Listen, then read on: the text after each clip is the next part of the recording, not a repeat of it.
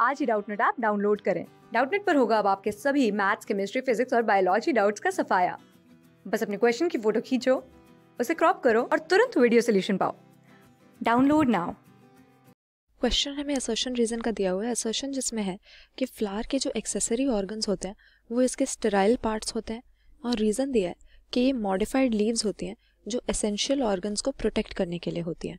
यहाँ पर फ्लावर की मॉर्फोलॉजी की अगर हम बात कर रहे हैं, हम जानते हैं कि फ्लावर ऐसा स्ट्रक्चर होता है एंजियोस्पर्म्स के अंदर जो सेक्सुअल रिप्रोडक्शन के यूनिट की तरह एक्ट करता है, और इसके अंदर 4 वर्ल्स होते हैं। वर्ल से हमारा क्या मतलब कि 4 कॉन्सेंट्रिक रिंग्स के फॉर्म में इसके जो भी पार्ट्स हैं वो अरेंज रहते हैं। तो सबसे आउटर मोस्ट जो वर्ल है उसको हम कैलिक्स का नाम देते हैं। इस कैलिक्स में ग्रीन लीफ लाइक मेंबर्स होते हैं, इन्हें हम सेपल्स कहते हैं, और इनका मेनली प्रोटेक्टिव फंक्शन रहता है। मतलब बड की स्टेज में फ्लावर के जो अंदर के पार्ट्स हैं उनको प्रोटेक्ट करना इसका फंक्शन है।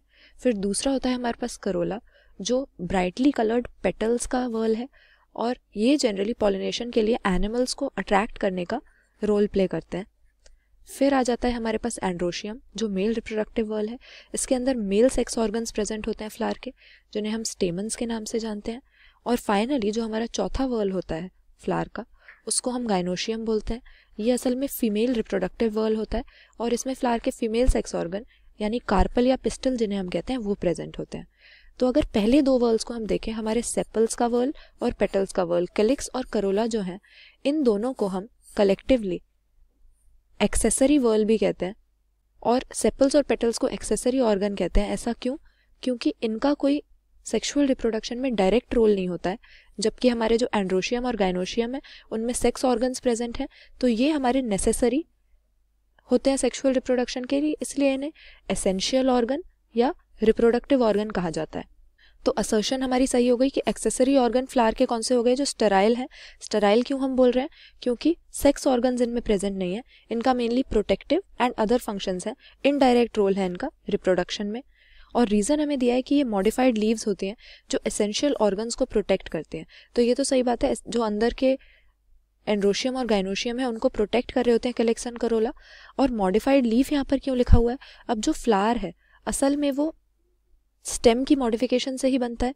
जो शूट एपिकल मेरिस्टेम होती है, हम देखते हैं फ्लावर बनाने के लिए क्या होता है, वो मॉडिफाई हो जाती है फ्लोरल मेरिस्टेम में, और कुछ ड्रास्टिक चेंजेस आ जाते हैं शूट की मॉर्फोलॉजी में, जिससे वो फ्लावर में डेवलप हो जाती है। ये क्या होता है कि जो एक्सेस होती है शूट की वो कॉम्पैक्ट हो जाती है, मतलब कि जो इलोंगेटेड जनरली शूट रहती है वो छोटी हो जाती है फ्लोरल मेरिस्टेम बनाने के लिए।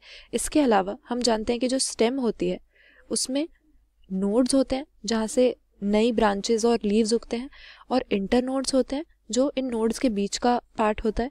तो इंटर नोड्स की इलोंगेशन रुक जाती है जब शूट एपिकल मेरिस्टेम को फ्लोरल मेरिस्टेम में डेवलप होना है, और नोड्स में से जनरली ब्रांचेस निकल कर आती हैं जो स्टेम का नोड होता है या शूट का नोड होता है। लेकिन हम देखते हैं कि नोड्स में से दूसरी अपेंडेजेस जो फ्लोरल अपेंडेजेस हैं वो निकल कर आ रही हैं जब स्टेम मॉडिफाई होकर फ्लावर बना रही है।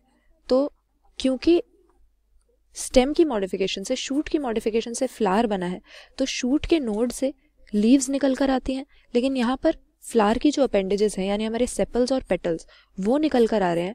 तो यानी अगर शूट की मॉडिफिकेशन से बनता है फ्लावर, तो लीव्स की मॉडिफिकेशन हम सेपल्स या पेटल्स को मान सकते हैं। इसीलिए ये स्टेटमेंट भी हमारी करेक्ट हो जाएगी। दोनों ही यहाँ पर सही हैं, लेकिन यहाँ पर वो मॉडिफाइड लीव्स होते हैं जो एसेंशियल ऑर्गन्स को प्रोटेक्ट करते हैं। ये रीज़न नहीं है कि उन्हें स्टेराइल कहा जाता है। स्टेराइल उन्हें क्यों कहते हैं? क्योंकि सेक्स ऑर्गन्स एक्सेसरी वर्ल्स में या एक्सेसरी ऑर्गन में प्रेजेंट नहीं होते हैं।